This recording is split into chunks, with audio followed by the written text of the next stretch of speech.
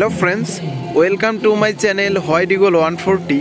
তা বন্ধুরা, অন স্ক্রিনে দেখতে পাচ্ছেন এই কিছুক্ষণ আগে একটা নোটিফিকেশান আউট হয়েছে ওয়েস্ট বেঙ্গল পুলিশ কনস্টেবল এবং লেডি কনস্টেবলের যে 2020 রিক্রুটমেন্টটা ছিল, সেই 20 রিক্রুটমেন্টের দেখো আজকে 22 তারিখ, আজকের তারিখে কিন্তু নোটিফিকেশানটা বাইর হয়েছে। ঠিক আছে, এখানে যতজন চাকরি পেয়েছেন অর্থাৎ যারা ট্রেনিং করে পাসিং আউট হলেন, বর্তমানে নানান ডিস্ট্রিক্টে রয়েছেন ল অ্যান্ড অর্ডার জন্য, তাদের কিন্তু প্রত্যেকেরই নাম এখানে রয়েছে। ঠিক আছে, provisionally recommended for the constable, lady constable, West Bengal police. ঠিক আছে, এখানে প্রত্যেকেরই নাম রয়েছে, আপনারা দেখতে পাবেন। তার সাথে কিছু জনের নামও যোগ করা হয়েছে। ঠিক আছে, এখানে নোটিফিকেশানে দেখো, এখানে প্রত্যেক জনের নাম, application serial number, name of the candidate, date of birth, gender, কোন ক্যাটাগরিতে সিলেকশন হয়েছেন, কত নম্বর ফাইনালে পেয়েছিলেন, ইন্টারভিউয়ে কত পেয়েছেন, টোটাল কত পেয়েছেন, কোন ক্যাটাগরিতে সিলেকশন হয়েছেন, সমস্ত কিছু কিন্তু এখানে সুন্দরভাবে দেওয়া রয়েছে।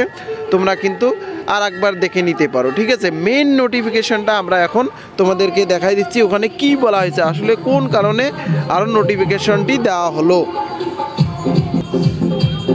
এখানে দেখতে পাচ্ছেন অন স্ক্রিনে আর একটা নোটিফিকেশান, যেখানে কিন্তু বলা হয়েছে, দেখো এখানে বন্ধুরা 2021 সালে ওএ নং হচ্ছে 134 অফ 134 নম্বর কেস। ঠিক আছে, 2021 সালে একটা কেস করা হয়েছিল, এই 13 জন ক্যান্ডিডেট কেস করেছিল আর কি।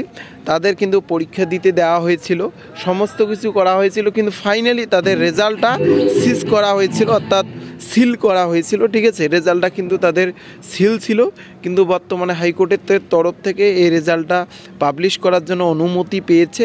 তার জন্য তাদের 13 জনকার রেজাল্ট তারা পাবলিশ করে দিয়েছে। তোমরা দেখতে পাচ্ছ এখানে 13 জনের মধ্যে 7 জন চাকরি পেয়েছে।